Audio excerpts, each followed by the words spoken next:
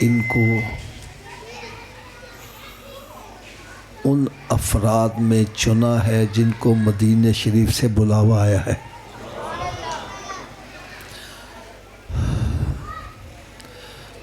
اور میں یہ سمجھتا ہوں کہ عمرے سے جانے سے پہلے محفل کروانے کا مقصد کیا ہے؟ پہلا مقصد تو یہ ہے کہ آج ڈاکٹر صاحب کو اسٹیج پر گلے میں ہار ڈال کر بٹھایا گیا ہے۔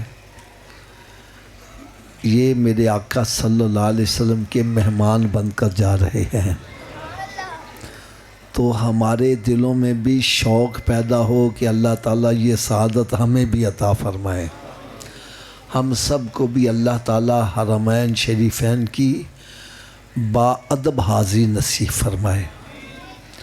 اور دوسرا، یہ محفل کروانے کا مقصد کیا ہے، یہ بڑی توجہ سے ذرا سننا۔ ایک بندہ بس میں سفر کر رہا ہے۔ کیا کر رہا ہے جی؟ سفر کر رہا ہے۔ اس کی ساتھ والی سیٹ پر آ کر وزیر اعظم بیٹھ جائے اور اس کو پتہ نہ ہو۔ وہ جب اسٹامپ پر جا کر اتر جائے تو بعد میں کوئی بتلائے، اوے پتہ ہے تیرے نال کون بیٹھا سی؟ نہیں، وہ وزیر اعظم بیٹھا سی۔ تو یہ پھر پچھتائے گا، یار کاش مجھے پہلے پتہ ہوتا، میں اور کچھ نہیں، کم از کم بچہ ہی بھرتی کروا لیتا، کوئی نہ کوئی اس سے فائدہ اٹھا لیتا۔ اور اگر ایک بندے کو پتہ ہو میرے ساتھ وزیر اعظم نے آ کر بیٹھنا ہے، تو بندہ پہلے سے ذہن بنا لیتا ہے، جیسے ہی وہ آ کر بیٹھتا ہے تو اس سے پھر بھرپور طریقے سے فائدہ اٹھانے کی کوشش کرتا ہے۔ بس یار اسی طرح سمجھو، جس بندے کو خانہ کعبے کی عظمت کا ہی پتہ نہیں ہے، وہ وہاں سے جاتا ہے، ہو کر واپس آ جاتا ہے، بعد میں کر کے بات کرتے کرتے ہوئے میں نے یار پتہ ہی نہیں سی۔ اور اگر پہلے پتہ ہو تو پھر بندہ ذہن کو پہلے سے پریپیئر کر لیتا، تیار کر لیتا ہے، تاکہ میں وہاں جاؤں تو وہاں جا کے بھرپور فائدہ اٹھاؤں۔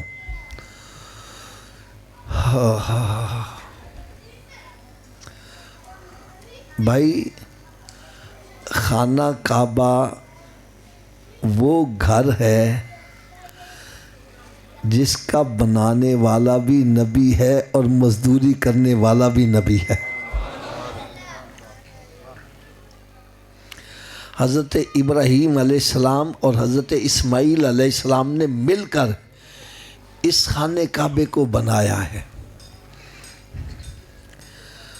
اور یہ ایسا گھر ہے کہ دنیا کے اندر جہاں بھی مسلمان ہے، جب نماز پڑھتے ہیں تو سبھی اس کی طرف منہ کرتے ہیں۔ بندہ جب یہ ذہن میں سوچتا ہے کہ یار جس کی طرف سارے مسلمان، سارے صحابہ کرام منہ کر کے نماز ادا کرتے رہے، آج وہ خانہ کعبہ میری آنکھوں کے سامنے موجود ہے۔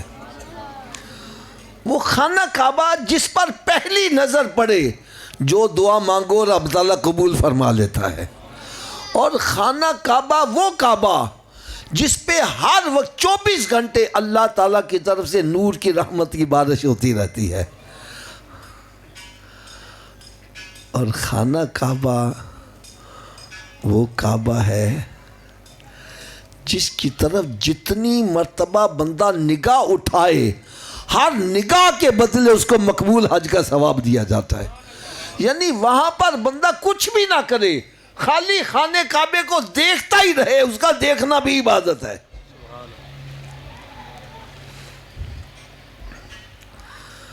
اور پھر جب بندہ وہاں خانہ کعبے کا طواف کرنے لگتا ہے تو یہ طواف ایسی عبادت ہے جو صرف وہیں ہو سکتی ہے اور کسی جگہ نہیں ہو سکتی. حضرت صاحب آپ نماز پڑھنا چاہتے ہیں، امریکہ میں بھی پڑھ سکتے ہیں، انگلینڈ میں بھی پڑھ سکتے ہیں، پاکستان میں، ہندوستان میں بھی پڑھ سکتے ہیں. روزہ رکھنا چاہیں جہاں مرضی رکھ سکتے ہیں، زکوٰۃ دینا چاہیں جہاں چاہو زکوٰۃ دے سکتے ہو. لیکن اگر آپ عمرہ کرنے چاہتے ہیں تو آپ کو پھر مکہ معظمہ جانا پڑے گا. خانہ کعبے کے گرد جو چکر لگائے جاتے ہیں، یہ طواف کی سعادت اگر ملے گی تو صرف وہیں ملے گی اور کسی جگہ نہیں مل سکتی. اللہ اللہ اللہ اللہ. جب بندہ خانہ کعبے کا طواف شروع کرتا ہے، کیا کرتا ہے جی؟ اونچی بولو ذرا. تو یہ وہاں سے شروع کرتا ہے، خانہ کعبے کا وہ کونا جہاں پر حجر اسود لگا ہوا ہے، نصب ہے. حجر اسود، حجر کا مطلب ہوتا ہے پتھر، اسود کا مطلب ہے کالے رنگ کا. وہ کالے رنگ کا پتھر یہ کیا ہے؟ حضرت آدم علیہ السلام جب جنت سے زمین پر تشریف لائے تو یہ جنت کا پتھر ہے. اور اس پتھر کے اندر خاصیت کیا ہے؟ یہ پتھر کے اندر خاصیت کیا ہے؟ آپ نے ایک لفظ سنا ہوگا، سیاہی چوس. سیاہی چوس کا کیا مطلب ہوتا ہے؟ اگر سیاہی گر جائے، ہم اوپر اس کو رکھتے ہیں تو وہ سیاہی کو اپنے اندر جذب کر لیتا ہے. تو جو سیاہی کو جذب کرتا ہے، اپنے اندر چوس لیتا ہے، اس کو سیاہی چوس کہتے ہیں. حجر اسود گناہ چوس ہے. جب بندہ اس کو بوسہ دیتا ہے یا استلام کرتا ہے تو یہ بندے کے گناہوں کو اپنے اندر جذب کر لیتا ہے. جب یہ دنیا میں آیا تھا یہ بڑا روشن تھا اور لوگوں کے سیاہ چوس چوس کے اب اس کا رنگ سیاہ ہو گیا ہوا ہے. حضرت صاحب اللہ کرے ہمیں یہ سعادت مل جائے. ویسے یہ بڑا ایک مشکل کام ہے، حجر اسود کو بوسہ دینا. کیا میں نے کہا؟ حجر اسود کو. جب بندہ حجر اسود کو بوسہ دے، حضرت صاحب اس وقت بندے کے ایمان کی کیفیت کیا ہوگی کہ بندہ سوچتا ہے میرے ہونٹ وہاں لگ رہے ہیں جہاں امام الانبیاء کے ہونٹ لگے ہوئے تھے. اور کسی جگہ آپ کو شک شبہ ہو سکتا ہے کہ پتہ نہیں یہاں سرکار کے قدم لگے یا نہ لگے، سرکار کا دست اثر لگا یا نہ لگا.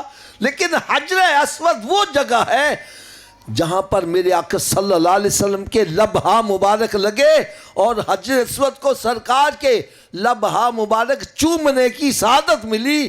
اب بندہ سوچے اس جگہ میرے ہونٹ لگ رہے ہیں، بندے کی، مومن کی ایمان کی معراج کا اور مقام کیا ہو گیا.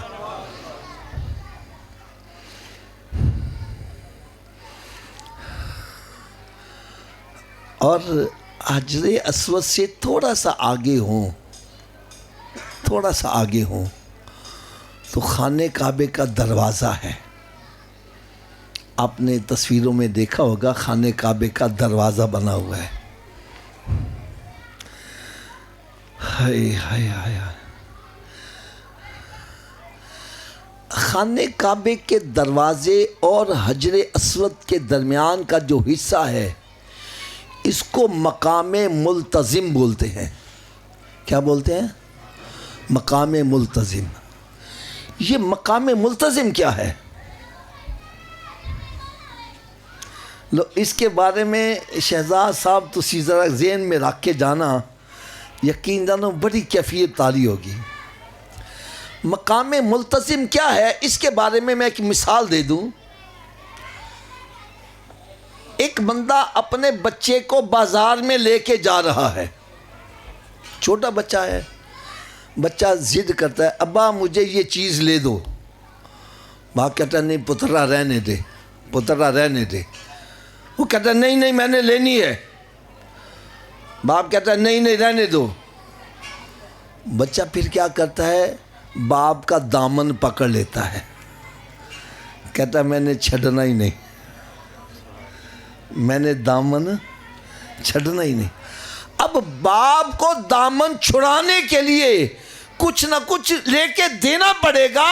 ارے بلا تشبیہ یہ سمجھو جو رب تعالیٰ کا دامن پکڑنا چاہتا ہے وہ مقام ملتزم کے ساتھ چمٹ جاتا ہے اور کہتا ہے یا اللہ میں نے چھوڑنا ہی نہیں، جتنی دیر تو میری بخشش نہیں کرے گا، جتنی دیر میرے ماں باپ کی بخشش نہیں، میں جتنی دیر سرکار صلی اللہ علیہ وسلم کی امت کی بخشش نہیں کرے گا، جتنی دیر میرا یہ کام نہیں کرے گا، رب تعالیٰ کے دامن کے ساتھ اگر اس کا دامن پکڑ کے کوئی رونا چاہتا ہے، ضد کرنا چاہتا ہے، تو وہ مقام ملتزم سے چمٹ کر جب روئے گا تو پھر رب تعالیٰ کو اس کا ہاتھ چھڑانے کے لیے اس کو کچھ نہ کچھ عطا کرنا ہی پڑے گا۔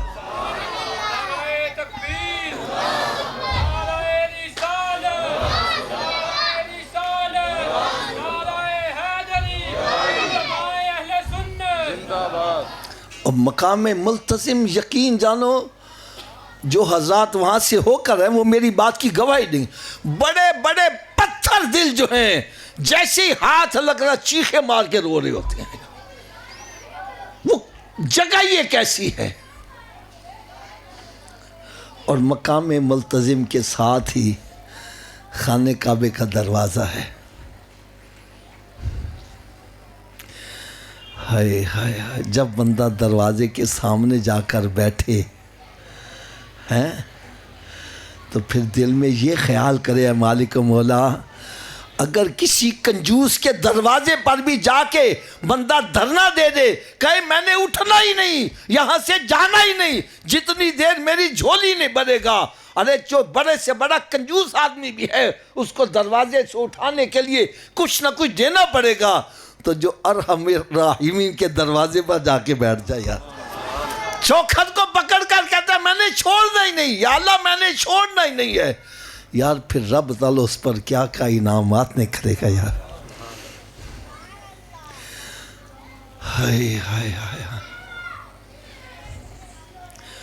پھر دروازے سے تھوڑا سا آگے جب جاتے ہیں تو دروازے کے دائیں طرف آپ نے شاید مطاف کے اندر ایک مینار سا بنا ہوا ہے، اس کے اندر وہ پتھر ہے جس پر کھڑے ہو کر حضرت ابراہیم علیہ السلام خانہ کعبے کی تعمیر کیا کرتے تھے۔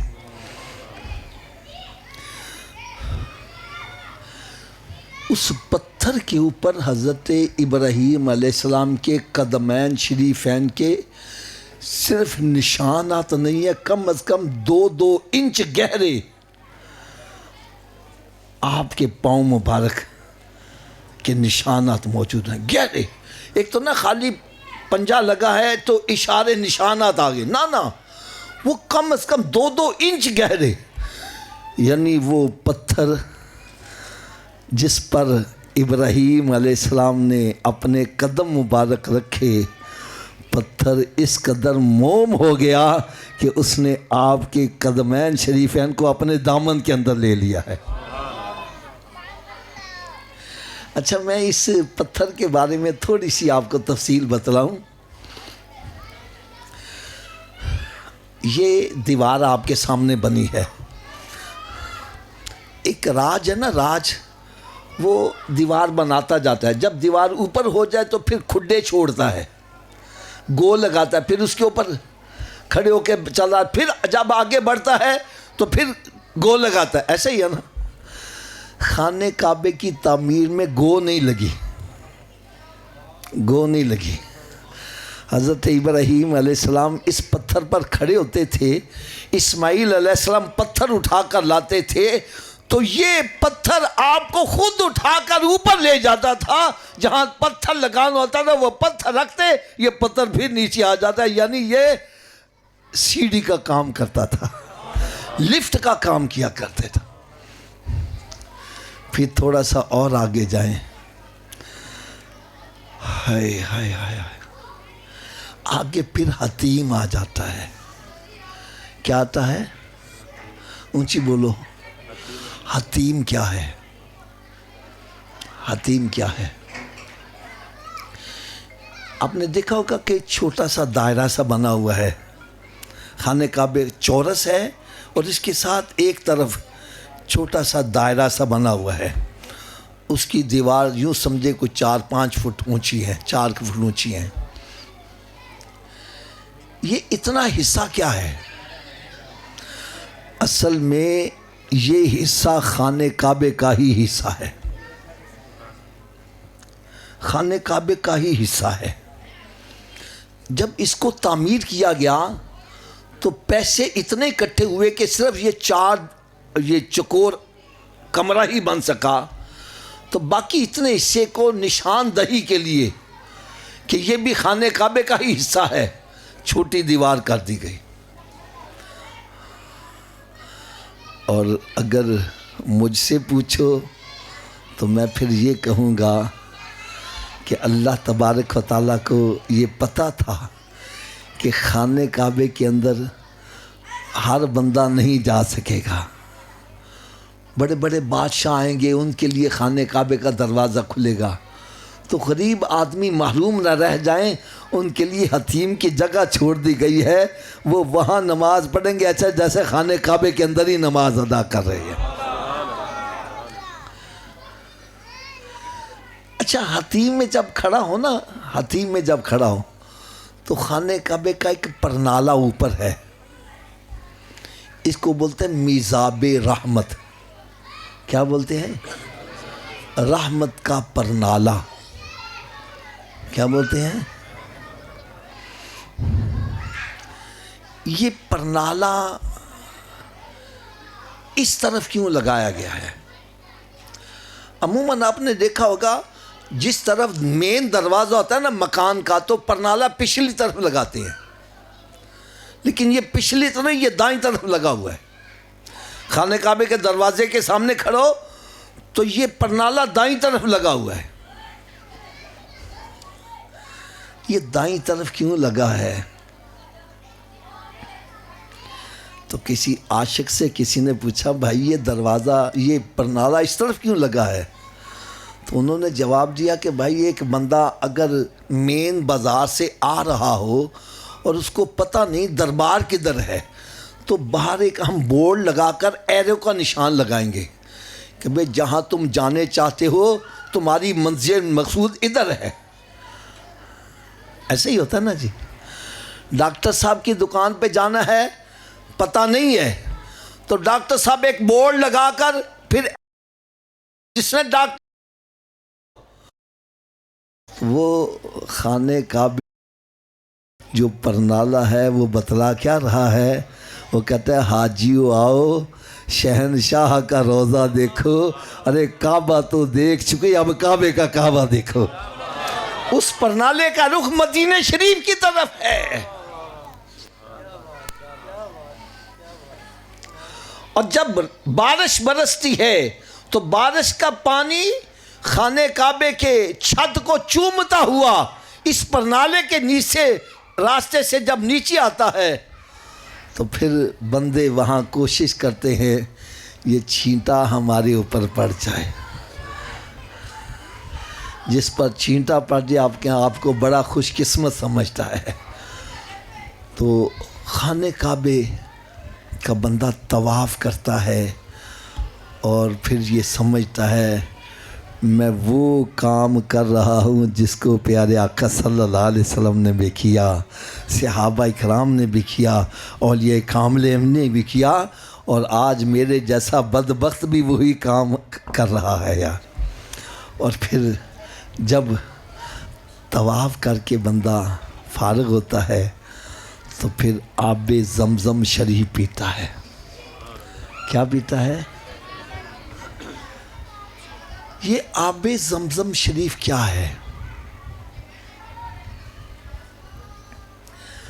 آب زمزم شریف وہ پانی ہے جس کو حضرت اسماعیل علیہ السلام کی قدم بوسی کا شرف حاصل ہوا ہے، اور آب زمزم شریف وہ پانی ہے معراج شریف کی رات میرے آقا صلی اللہ علیہ وسلم کے قلب اطہر کے ساتھ اس پانی کو مس کیا ہوا تھا، یعنی جب بندہ پانی پیتا ہے پھر یہ سمجھے کہ یہ وہ میں پانی پی رہا ہوں جس نے حضرت اسماعیل علیہ السلام کی قدم بوسی کی ہے اور سرکار صلی اللہ علیہ وسلم کے قلب اطہر کو بھی چوما ہے، آج میرے جیسا نکما بندہ وہ پانی پی رہا ہے۔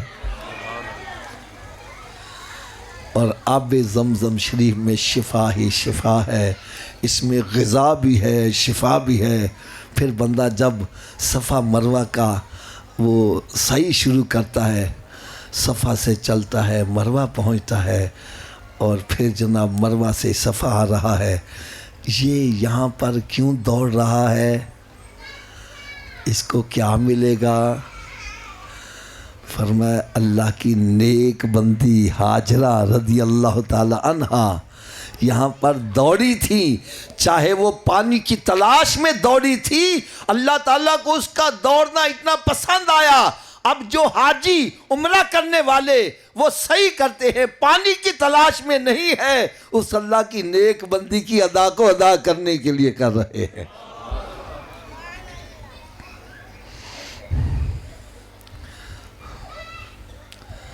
اور پھر بندہ جب 7 چکر صفا مروہ کے لگاتا ہے، پھر حلق کرواتا ہے، ٹنڈ کرواتا ہے۔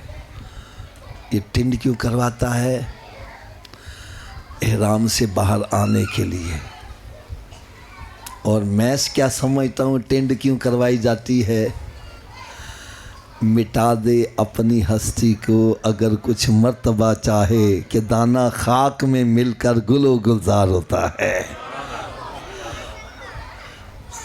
ایک دانہ ہے، آپ ماشاءاللہ گاؤں کے رہنے والے ہو، حضرت صاحب ایک گندم کا دانہ ہے، اس کو آپ بوتل کے اندر پریزرو کر کے رکھ دو، یہ کبھی گل و گلزار نہیں بنے گا۔ یہ کب بنے گا؟ جب اس کو مٹی میں ڈالو گے، اس کی ہستی مٹے گی، پھر اس میں سے سول نکلے گی، پھر یہ گل و گلزار ہوگا۔ فرمایا تو جتنا مرضی اپنے آپ کو بچا بچا کے رکھ، تو گل و گلزار نہیں ہوگا۔ اگر گل و گلزار ہونا ہے تو یہ فاخرانہ لباس اتار کے تجھے احرام کی چادریں پہننا پڑیں گی۔ جو بڑے بڑے قیمتی لباس پہنتے ہیں اور جناب 5-5 ہزار روپیہ سلائی والوں کو دے کر وہ کپڑے سلاتے ہیں، فرمایا یہ سارے لباس اتار۔ کیا پہنوں؟ فرمایا جو غریب آدمی 2 چادریں پہن وہی تو پہنے گا۔ اور پھر خبردار، اب خوشبو بھی نہیں لگانی، بلکہ کنگا کرنے سے بھی گریز کرنا ہے، بال نہ ٹوٹ جائے۔ پھر ہر وقت اللہ کا ذکر کرنا ہے، صحبت سے بھی بچنا ہے، شکار سے بھی بچنا ہے۔ اور پھر احرام گندا ہو جائے، کچھ بھی ہو جائے، فرمایا اللہ تعالیٰ کو وہ بندہ اتنا زیادہ پسند ہے جس کا لباس جتنا زیادہ میلا ہوا ہوتا ہے۔ اور پھر فرمایا تو بودے سیٹ کروانے کے لیے ہزاروں روپیہ لگاتا تھا، آج اپنے ٹنڈ کروا، یہ تیری ٹنڈ ہوگی۔ جب تیری ٹنڈ ہوگی، ہائے ہائے ہائے ہائے، تیرا لباس، یہ تیری ٹنڈ ہوگی، تو اللہ تبارک و تعالیٰ تجھے گناہوں سے ایسے پاک کر دے گا جیسے تو ابھی ماں کے پیٹ سے پیدا ہوا ہے۔ پھر وہاں سے فارغ ہو کر مدینہ شریف کا سفر شروع ہوتا ہے۔ ہائے ہائے ہائے، انسان کی قسمت کی معراج ہوتی ہے۔ مدینہ شریف کے بارے میں قرآن مجید کی آیہ مبارکہ فَلَوْ أَنَّهُمْ إِذْ ظَلَمُوا أَنفُسَهُمْ جَاءُوكَ فَاسْتَغْفَرُوا اللَّهَ وَاسْتَغْفَرَ لَهُمُ الرَّسُولُ لَوَجَدُوا اللَّهَ تَوَّابًا رَحِيمًا۔ اللہ رب العزت نے ارشاد فرمایا جب تم اپنی جانوں پر ظلم کر بیٹھو تو میرے محبوب کی بارگاہ میں آ جاؤ، یہاں آ کے توبہ کرو، اور میرا محبوب تمہارے حق میں شفاعت کرے تو اللہ تعالیٰ کو توبہ قبول کرنے والا پاؤ گے۔ میرے آقا صلی اللہ تعالیٰ علیہ وسلم کے روزے اقدس پر حاضری دینا یہ بہت بڑی سعادت کی بات ہے۔ یار میں اس سے اور آگے کیا کہوں، جہاں 70,000 فرشتے صبح آ رہے ہیں، 70,000 شام آ رہے ہیں، جس کی ایک مرتبہ باری آ جائے وہ دوبارہ لائن میں لگ جاتا ہے، قیامت آ جائے گی باری نہیں آئے گی۔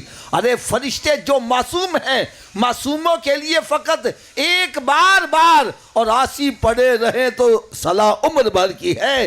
ہم جیسے بدکاروں کو سرکار چاہے تو ہمیشہ کے لیے اپنے پاس رکھ لے گا۔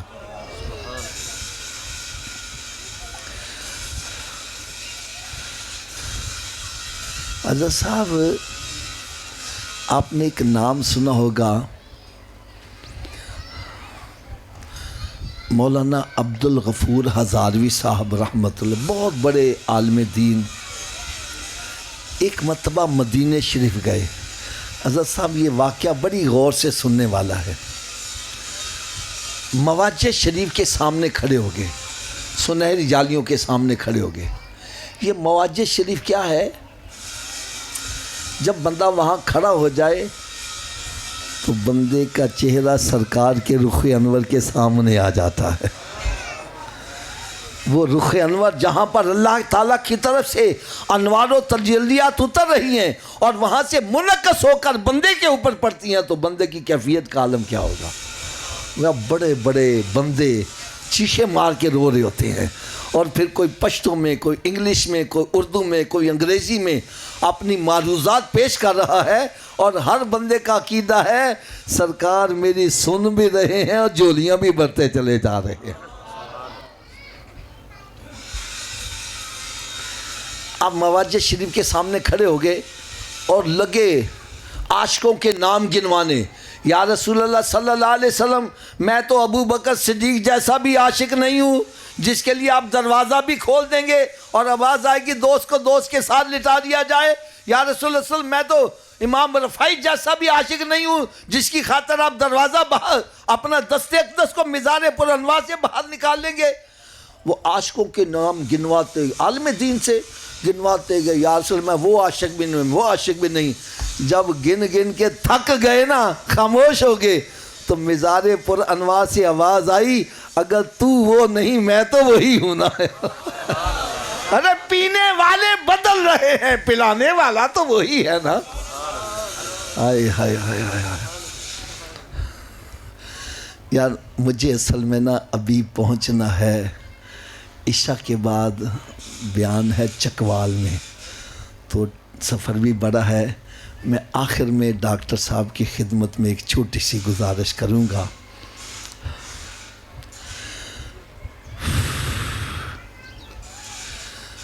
اللہ تبارک و تعالی ہم سب کو مدینہ پاک کی با ادب حاضری نصیب فرمائے، بے ادبی سے بھی بچائے اور بے ادبوں کے شر سے بھی بچائے۔ ابھی حضرت صاحب میں پچھلے سال سرکار صلی اللہ علیہ وسلم کے قدمین شریفین میں حاضر تھا، تو میرے پاس ایک سید زادے آئے۔ حضرت صاحب، ڈاکٹر صاحب، یہ نا دل کے کانوں سے یار میری بات سننا، سوشل میڈیا پر میرے بیانات پوری دنیا میں سنے جاتے ہیں، تو وہ پھر چہرہ دیکھنا تو لوگ اکٹھے ہو جاتے ہیں۔ تو میں جب واپس پاکستان آنے میں چند دن رہ گئے تو وہ بریلوی شریف کے سید زادے وہ میرے پاس آئے، تو گفتگو شروع ہوئی۔ حضرت صاحب آخر میں انہوں نے جو بات کہی نا، تو یقین جانو کئی دن تک میرے آنسو ہی نہیں رکتے تھے یار۔ کہنے لگے، حافظ صاحب آپ میرے نانا کے مدینے سے پاکستان جا رہے ہو۔ کہاں جا رہے ہو؟ اور پاکستان میں جا کر میرے نانا کے مدینے کو بدنام نہ کرنا۔ یقین جانو میری چیخ نکل کہ مدینہ شریف سے واپس جا کے بھی جھوٹ بولے گا، واپس جا کے بھی شراب پیے گا، واپس جا کے بھی نماز میں سستی کرے گا، واپس جا کے بھی داڑھی منڈائے گا، واپس جا کے بھی بے حیائی کے کام کرے گا۔ فرمایا تجھے تو ہونا یہ چاہیے کہ پہلے تو گالیاں نکالتا تھا، اب گالیاں نکالنا چھوڑ دینا۔ لوگ کہیں تجھے ہوا کیا ہے؟ بتلانا میں مدینہ دیکھ آیا ہوں۔ پہلے تو نماز نہیں پڑھتا تھا، اب تیری تہجد قضا نہ ہو۔ پہلے ماں باپ کی نافرمانی کرتا تھا، اب نافرمانی چھوڑ دے، اب صلہ رحمی کر، خونی رشتوں کو ملا۔ پہلے تو لڑائیاں کرواتا تھا، اب صلح کرانے والا بن جا۔ لوگ کہتے تن ہویا کیے، بتلا میں سبز گنبد دیکھ کے آ گیا ہوں۔ پہلے تو گندی تصویریں دیکھتا تھا، بے حیائی والی باتیں دیکھتا تھا، اب چھوڑ دے۔ لوگ کہیں تن ہویا کیے، بتلا جن آنکھوں سے مدینہ دیکھ آیا ہوں، شرم آتی ہے اسے آنکھوں سے بد نگاہی کروں۔ خدا را میرے آقا کے مدینے کو بدنام نہ کرنا۔ وہاں سے جاؤ، کہنے لگے اگر مدینے شریف جا کے بھی تیری اصلاح نہیں ہوئی، اس سے آگے کوئی مقام ہے جہاں جا سکتا ہے؟ رکتے ہیں یہی آ کے قدم اہل نظر کے، کیونکہ اس کوچے سے آگے نظم یہ ہے، نظم آئی سے آگے کچھ ہے ہی نہیں ہے۔ اگر یہاں آ کے بھی تیری زندگی میں انقلاب نہ آیا تو پھر کہاں آئے گا؟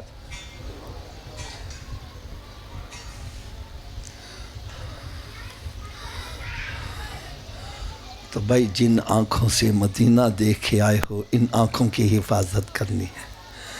جن آنکھوں سے، جن ہاتھوں سے مدینہ شریف یہ ہاتھ تیرے ہو کر آئے ہیں، اب ان ہاتھوں سے سودی کاروبار نہ ہو، جوا نہ کھیلا جائے، شراب نہ پی جائے، بے حیائی نہ کی جائے۔ یہ ہے مدینہ شریف کی حاضری کا اصل مقصد۔ اللہ تعالیٰ سے میں دعا کرتا ہوں اللہ تعالیٰ میری اور آپ سب کی حاضری کو منظور و مقبول فرمائے، اور جو سعادت اللہ تعالیٰ نے ڈاکٹر صاحب کو عطا کی ہے، اللہ تعالیٰ یہ سعادت ہم سب کو بھی عطا فرمائے، اور ہم سب کو اس دنیا میں رہتے ہوئے آخرت کی تیاری کرنے کی توفیق عطا فرمائے۔ آخر میں ایک چھوٹا سا سوال میں نے کرنا ہے، بڑی توجہ سے سنیے گا۔ حضرت صاحب سوال میں نے آپ سے کرنا ہے، مکان ہے آپ کا اپنا، اس کو لگا ہوا ہے تالا، بغیر چابی کے گھر میں داخل ہو جاؤ گے؟ تھوڑا سا اونچی آواز سے بولو، سارے اونچی آواز سے بولو۔ اگر بغیر چابی کے تو اپنے گھر میں نہیں جا سکتا، بغیر چابی کے جنت میں کیسے چلے جاؤ گے؟ آپ کہیں گے جی جنت کی چابی کیا ہے؟ بھئی میرے آقا نے فرمایا صلی اللہ علیہ وسلم نے کہ نماز جنت کی چابی ہے۔ نماز جنت کی، تسی دسو دی چابی تو بغیر جنت دا تالا کھولو گے؟ اونچی بولو نا۔ چابی دا بندوبست مرن تو بعد کرنا ہے کہ پہلے کرنا ہے؟ تو پھر کر دے کیوں نہیں؟ جب مسجد سے آواز آتی ہے حی علی الصلاۃ، آؤ چابی کے لیے، کیوں بیٹھا گپے مار رہا ہے، کیوں بیٹھا فلمیں ڈرامے دیکھ رہا ہے، کیوں بیٹھا کاروبار کر رہا ہے؟ تجھے چاہیے سب کام چھوڑ کے مسجد کی طرف آ۔ کوئی پوچھے یار تو کدھر چلے آویں؟ بتلا میں جنت کی چابی لینے جا رہا ہوں۔ اچھا حضرت صاحب اگر جنت کی چابی کا بندوبست نہ کیا تو پھر کہاں جانا پڑے گا؟ دوزخ کی آگ برداشت ہو جائے گی؟ اگر نہیں کر سکتے تو دوزخ سے بچنے کے لیے جنت کا بندوبست۔ چلو حضرت صاحب تسی دسو کیا ہر چابی ہر تالے نو لگ جاندی ہے؟ یہ جی کی وجہ ہے؟ چلو وجہ بھی میں جلدی نال دس دیا۔ اصل میں تالے کے اندر ہوتے ہیں لیور، جتنے لیور کا تالا ہوگا چابی کو اتنے دانتے پڑے ہوں گے تو چابی گھومے گی، چابی گھومے گی تو تالا کھلے گا۔ تو آؤ آج میں آپ کو یہ بھی بتلا جاؤں، جو جنت کو تالا لگا اس کے 5 لیور ہیں۔ کتنے لیور ہیں جی؟ پہلے لیور کا نام ہے فجر، دوسرے کا نام اچھی بول دو یار، تیسرے کا، چوتھے کا، 5ویں کا۔ جو ایک نماز پڑھتا ہے ایک دانتا پا رہا ہے، تالا کھل جائے گا ایک دانتے نال؟ 2 سے، 3 سے، 4 سے تو کھل جائے گا۔ کب کھلے گا؟ تو پھر آج کے بعد کتنی نمازیں پڑھنی ہیں؟ اچھا سب کی نہیں آواز آ رہی، سب کی آواز پتہ کہ نہیں؟ حافظ جی 5 پڑھیں گے کیویں؟ تو چلو نسخہ بھی میں دس دینا وا، میرے نسخے تے عمل کرو سارے نمازی بن جاؤ گے۔ نسخہ صرف اتنا ہے، اگر یہ وجود نماز نہ پڑھے، کہ میں آکھیا جی اگر یہ وجود، تو اس وجود کو رب کا رزق نہ کھلاؤ، نہ روٹی کھلاؤ نہ پانی پلاؤ۔ بات بھی میں سچی کر رہا ہوں، جو وجود رب تعالیٰ کے آگے نہیں جھکتا، کیا وہ اس قابل ہے کہ اس کو رب کا رزق کھلایا جائے؟ روٹی سامنے رکھی اپنے منہ میں نے پکڑ کے لے جاؤ، مت لے جاؤ، یہ روٹی مانگے بولو نہیں پانی، پہلے نماز پھر بعد میں روٹی۔ تو کیا خیال ہے نمازی بن جائے گا کہ نہیں بنے گا؟ تو اس نسخے پر عمل کون کون کرے گا؟ سبھی ہاتھ اونچا کھڑا کر کے بلند آواز سے انشاءاللہ کا نعرہ لگا دو۔ آج کے بعد ہماری کوئی نماز قضا نہیں ہوگی، رمضان شریف کا روزہ بھی نہیں چھوڑیں گے، سرکار صلی اللہ علیہ وسلم کی سنت پر عمل کریں گے۔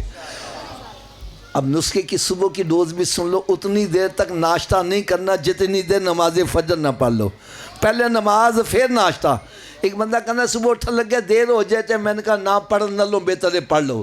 سویرے اٹھ کے منہ ہاتھ دھوندے جنہ تو وضو کر لو، 2 سنت 2 فرض پڑھ لو، فجر دی پڑھ لو گے باقی پڑھنی آسان، فجر دی رہ جائے شران کرنا اچھا انہوں کل تو پڑھیں گے، نہ کل آوے تو نہ نماز پڑھ پاوے، لہذا تھوڑا سا اونچی آواز سے بولو اتنی دیر تک ناشتہ جتنی دیر تک نماز فجر نے، اور اتنی دیر تک کوئی اخبار رسالہ تے موبائل دے میسج نہیں پڑھنے جنی دیر قرآن پاک دی تلاوت نہیں کر لواں گے، اور اتنی دیر تک سونا نے جنی دیر 5 نمازاں پوریاں نہیں کر لیں گے۔ سونے والے رب کو سجدہ کر کے سو، کیا خبر اٹھے نہ اٹھے صبح کو، وما علیہ الا البلاغ۔ اللہم صلی علی